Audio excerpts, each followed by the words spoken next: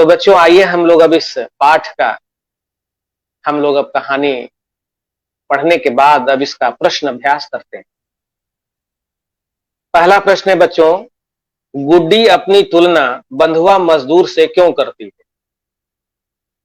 तो गुड्डी अपनी तुलना बंधुआ मजदूर से इसलिए करती है कि जिस तरह से बंधुआ मजदूर को लगातार काम करना पड़ता है, सुस्ताने का भी समय नहीं रहता है, हमेशा काम में ही करना पड़ता है, उसी तरह से गुड्डी को भी घर का सारा काम करना पड़ता है।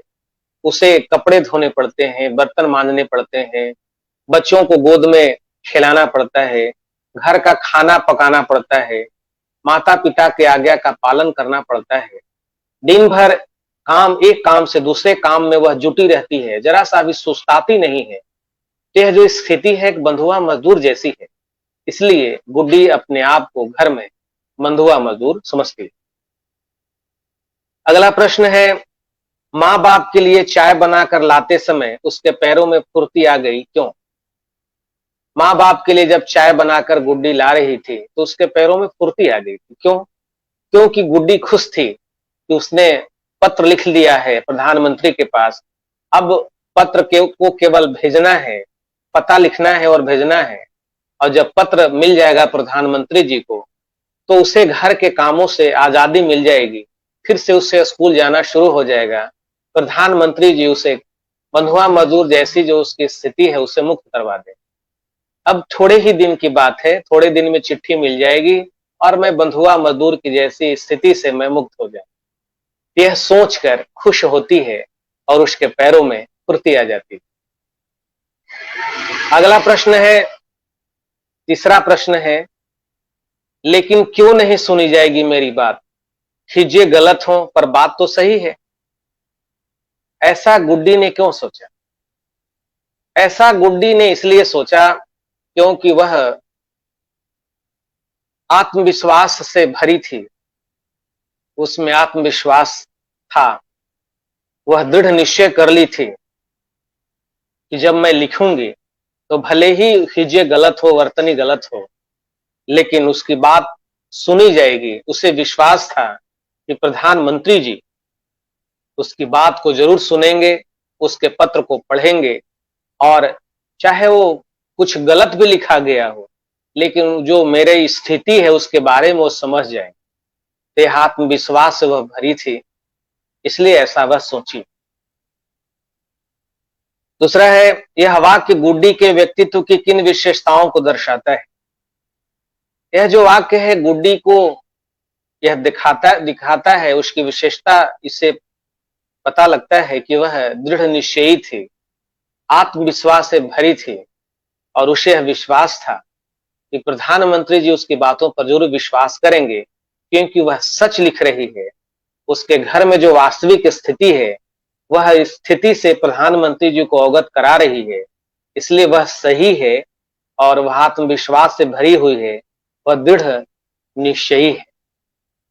ऐसे गुण का पता लगता है। अगला है वाक्य, टिकट कहां से लाऊं? बिना टिकट के ही भेज देती हूं, वे तो समझ जाएंगे। गुड्डी ने ऐसा क्यों सोचा?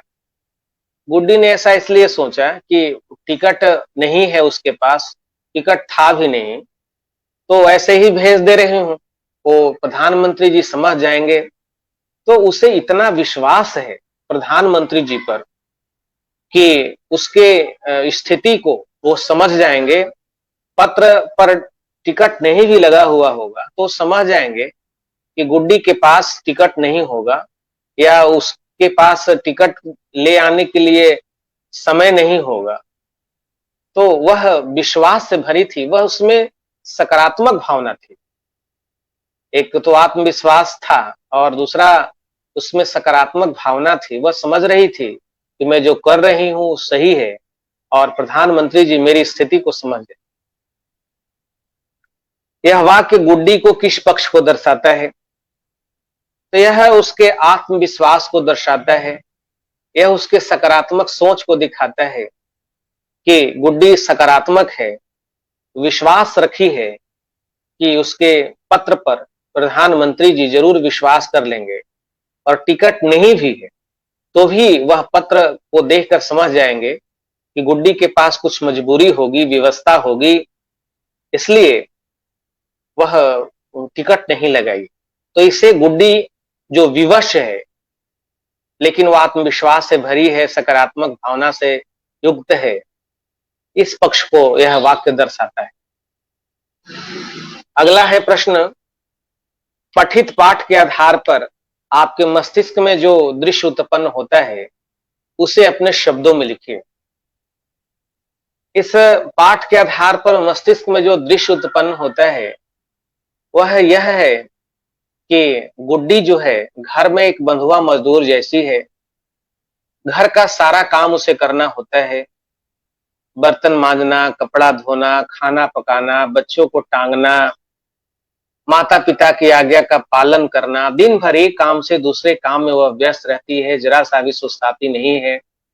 वह पढ़ाई भी नहीं कर रही है, पाठशाला वो नहीं जा रही है, पाठशाला में जाना उसे मना कर दिया गया है। पिताजी कह चुके हैं कि घर पर ही रहकर पढ़ो। तो यह जो दृश्य है वह मार्मिक दृश्य है। एक बच्ची के साथ जो भेदभाव का व्यवहार परिवार में हो रहा है, उसका बहुत ही कारुणिक दृश्य है और ये बहुत संवेदनशील प्रसंग है, संवेदनशील घटना है। ऐसा परिवार में बच्चियों को इस तरह की स्थिति का सामना करना पड़ता है, बहुत दुखद है, यह बहुत दुर्भाग्यपूर्ण है, जहां पर बच्चियों को इस तरह से अपने घर में ही भेदभाव का शिकार होना पड़ता है और कद से अधिक उसके जितनी शक्ति है, जितनी क्षमता है, उससे ज्यादा उसे घर का काम करना पड़ता है। पढ़ने लिखने के समय में उसे घर का काम में मजबूर किया जाता है करने के लिए। तो यह बहुत दुखद स्थिति है, बहुत ही कारुणिक स्थिति। अगला प्रश्न है, इस कहानी का शीर्षक जन्म बाधा है, आपकी दृष्टि में ऐसा शीर्षक क्यों दिया गया?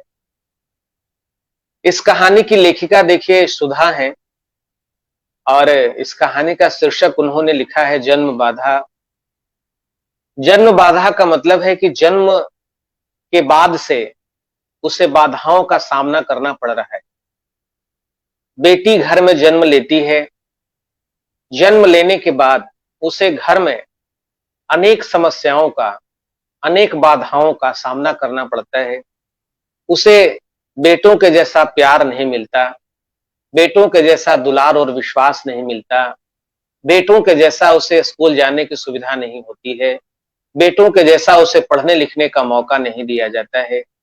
घर का सारा काम उसे करना पड़ता है, झाड़ू लगाना है, बर्तन धोना है, कपड़ा धोना है, खाना पकाना है, खाना खिलाना है, छोटे छोटे बच्चों को गोद में टांगना है। ये सारा काम बेटी के जन्म लेने के बाद उसे करना पड़ता है। तो यह कहानी में यही है कि बेटी को जैसे ही जन्म बेटी लेती है, उसके बाद से उसके यहाँ समस्याएं आने लगती है और उसे बहुत सी समस्याओं का, बाधाओं का, कष्ट का, दुख का सामना करना पड़ता है। तो जन्म बाधा यह कहानी का शीर्षक बहुत उपयुक्त है, क्योंकि ये कहानी से स्पष्ट होता है, शीर्षक से ही स्पष्ट हो रहा है कि जन्म लेने के बाद किसी के विकास में बाधा आ रही है। तो इस कहानी में तो स्पष्ट है कि गीता का, गुड्डी का जैसे ही जन्म होता है, जैसे ही वह जन्म लेती है घर में, वैसे ही उसके विकास में बाधाएं आनी शुरू होती हैं और उसे तरह तरह से कष्ट का, बाधा का सामना करना पड़ता है, समस्याओं से जूझना पड़ता है। तो इसलिए यह कहानी का शीर्षक जो जन्म बाधा है, ये बिल्कुल सही है और कहानी का जो कहानी में जो दृष्टि है, कहानी में जो समस्या है, उस कहानी की समस्या को यह शीर्षक प्रकट करता है, इसलिए यह शीर्षक सही है। अगला प्रश्न है, किन किन बातों से पता चलता है कि गुड्डी अपनी मुक्ति के लिए दृढ़ संकल्प थी? तो गुड्डी दृढ़ संकल्प थी कि उसे मुक्ति मिले, तो वह पत्र लिखती है, लीड खोजती है, लीड उसे खाट के नीचे मिल जाता है। पिताजी के बैग से वह कागज और लिफाफा निकाल लेती है। जब मां सोई रहती है तो प्रधानमंत्री को पत्र लिखती है। पत्र लिखने में भी उसे शुरू में कुछ समझ में नहीं आता, लेकिन उसे लिखना है पत्र, इसलिए जैसे जैसा वो चाहती है, जो चाहती है, जिस तरह से लिखना चाहती है उस तरह से वह लिख लेती है। वह यह परवाह नहीं करती कि उसमें हिज्जे में गलती है, वर्तनी में गलती है, पत्र शुद्ध है। वह जो उसके साथ जो बीतता है, जो वह भोगती है, जो कष्ट वह सहती है, झेलती है, उसी को वह लिखती है। इसके बाद वो पत्र को छिपा लेती है, चूंकि पिताजी आ जाते हैं। पत्र पर उसे टिकट चिपकाना है, लेकिन टिकट नहीं है, लेकिन तो भी वह बिना टिकट का पत्र वह भेजना चाहती है कि प्रधानमंत्री जी समझ जाएंगे। वह पता लिखने के लिए समय नहीं मिला तो पत्र छिपा देती है, और फिर पिताजी जब आते हैं, चाय बनाने को कहते हैं, तो चाय बनाकर जब माता-पिता को वह देती है, तो उस समय उसके पैरों में फुर्ती आ जाती है। उसमें यह विश्वास आ जाता है कि अब कुछ दिनों के बाद है, अब वो उसका जो दुःख है, उसका जो कष्ट है, वो उससे अब दूर होने वाला है। वह बंधुआ मज़दूर की जैसी जो स्थिति है उसके घर में, उससे उसकी मुक्ति होने वाली है। तो यह सारी बातों से पता लगता है कि वह अपने कष्ट से, बंधुआ मज़दूर की स्थिति से वह मुक्त होने के लिए दृढ़ संकल्प है। अगला प्रश्न है, अपनी मुक्ति के लिए गुड्डी प्रधानमंत्री को चिट्ठी लिखती है। इससे इसके माता-पिता परेशानी में पड़ सकते हैं। गुड्डी के इस व्यवहार पर तर्क सहित विचार कीजिए। गुड्डी का यह जो व्यवहार है बिल्कुल सही है। माता-पिता को इससे कोई कष्ट नहीं होगा। अगर प्रधानमंत्री जी को पत्र मिलता है, तो उसके माता-पिता को सलाह देंगे कि अपनी बेटी का पालन-पोषण आप बिना भेदभाव से करिए, उसको कोई कष्ट न दीजिए, पढ़ने-लिखने का मौका दीजिए, घरेलू काम ज़्यादा से ज़्यादा न कराइए, उस पर बेटों के जैसा जो प्यार दुलार आप देते हैं, उसी तरह से बेटी को भी आप प्यार दुलार कीजिए। तो प्रधानमंत्री जी के पत्र लिखना, उसमें यह इस बात को दिखाता है कि वह अपने घर के कष्ट से, बंधुआ मजदूर जैसी स्थिति से वो मुक्त होना चाहती है। उसका यह कदम सही है, क्योंकि मुक्त होने के लिए वह भरोसा किस पर करे? घर में जो माता-पिता सदस्य हैं, वह तो कोई भरोसा उस पर कर नहीं सकती है वह, क्योंकि सारा काम तो वही करवा रहे हैं, जितना कष्ट है उन्हीं के द्वारा दिया जा रहा है। गुड्डी कहती भी है, लेकिन उसकी बातों पर कोई ध्यान नहीं दिया जाता है, न माँ ध्यान देती है, न पिताजी ध्यान देते हैं। चाहे वो स्कूल जाने की बात कहती हो या पढ़ने-लिखने की बात कहती हो, उसकी बातों पर कोई ध्यान नहीं देता है। तो अब उसकी स्थिति यह है कि माता-पिता जब ध्यान नहीं देते हैं, लेकिन उसे समझ में है कि प्रधानमंत्री जी को अगर मैं बताऊँगी, तो प्रधानमंत्री जी मेरी समस्या को दूर कर देंगे। मुझे कष्ट से मुक्ति दिला देंगे, मुझे पढ़ने-लिखने का अवसर मिल जाएगा, स्कूल जाने का अवसर मिल जाएगा, और घर में से जो मेरे माँ-बाप का जो प्यार दुलार है, वह मिलना शुरू हो जाएगा। मेरे साथ कोई भेदभाव का व्यवहार नहीं किया जाएगा। तो इसलिए पत्र लिखना उसका बिल्कुल सही कदम है, और उसने जो भी निर्णय लिया, वो सही निर्णय लिया, उचित निर्णय लिया है। अगला है गतिविधि प्रश्न में, उन कारणों का पता लगाइए जो छोटी-छोटी लड़कियों पर बड़ी जिम्मेदारियां लादने के लिए जिम्मेदार है। तो यह पत्र मैं आपको गृह कार्य के रूप में दे रहा हूं कि आप 1-2 घर में भ्रमण करिए, पता लगाइए कि छोटी लड़कियों को क्या-क्या जिम्मेदारियां दी जाती हैं, और उन जिम्मेदारियों को देने का कारण क्या है। मैं आपको थोड़ा-सा इसमें सहायता करूँगा, कुछ बिंदु बताऊँगा जिस पर आप ध्यान देंगे। जैसे घर में अगर गरीबी है, लाचारी है, विवशता है, कम आमदनी है, तो इससे लड़कियों पर बोझ डाल दिया जाता है। बाल-बच्चों की संख्या अधिक है, बेटा-बेटी की संख्या अधिक है, तो ऐसी स्थिति में भी बेटियों को काम करने के लिए मजबूर किया जाता है। घर में अशिक्षा का माहौल है, माता-पिता अशिक्षित हैं, अनपढ़ हैं, वह शिक्षा के महत्व को नहीं समझ पाते हैं, तो इसलिए भी बेटियों को काम-धाम दे दिया जाता है। अगर माता-पिता दोनों मजदूर हैं, माता भी काम करने जाती हो, पिता भी काम करने जाते हो, तो घर के काम में करने के लिए बेटियों को कहा जाता है। तो गरीबी है, आर्थिक जो विपन्नता है, जो आर्थिक स्थिति दयनीय है, इस कारण से, गरीबी के कारण से, अशिक्षा के कारण से दोनों माँ बाप को घर से बाहर काम करने के जाने की स्थिति में, बच्चों की संख्या अधिक होने की स्थिति में, जो बड़ी बेटियां हैं उनको काम करने के लिए कहा जाता है, बच्चों को खिलाने के लिए कहा जाता है। तो ये सब कारण है। इन कारणों पर आप गौर करेंगे और इन कारणों पर गौर करके आप उन कारणों को भी पता लगाएंगे जो बेटियों को काम करने के लिए मजबूर किया जाता है। अगला प्रश्न है, निम्नलिखित कार्य कौन करता है? गुड़ियों से खेलना कौन कार्य करता है? सिलाई बुनाई का कार्य करना, यह कार्य कौन करता है? झाड़ू बर्तन चूल्हा चौका का काम घर में करना, यह कौन करता है? घर में अपने छोटे भाई बहनों का संभालना, यह काम कौन करता है? आप बताइए। तो आप जब घर में भ्रमण करेंगे, दो चार घर में, तो आप जरूर इन चीजों को देखें। ये सारे काम जैसे गुड़ियों से खेलना, सिलाई बुनाई का कार्य करना, झाड़ू बर्तन चूल्हा चौका का काम करना, अपने छोटे भाई बहनों को संभालना, ये काम कौन करता है?